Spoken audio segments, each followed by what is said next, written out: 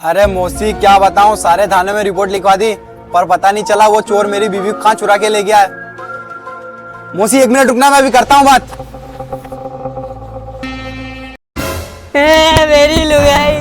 मेरी लुगाई को मार डाला सारे हरामी अरिंदे ने। बड़ी अच्छी लुगाई थी मेरी, बड़ी अच्छी बीवी थी तेरी। बैठने का बोलता था तो लेट जाया करती थी, कभी उसने मना नहीं किया मुझे अपनी इज्जत लुटवाने से। साले रुक जा, अभी तुझे बताता हूँ।